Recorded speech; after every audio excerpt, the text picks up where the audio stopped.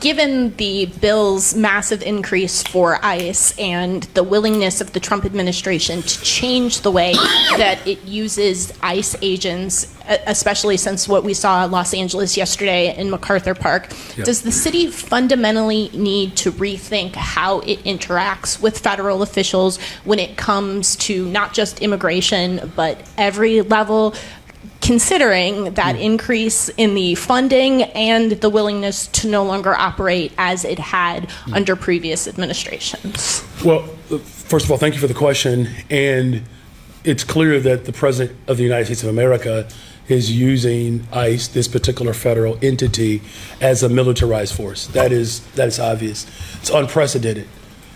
To your question, I appreciate the analysis that you've offered, is that the city of Chicago, like all cities across America, will have to be far more thoughtful and even innovative in how we approach the federal government, period.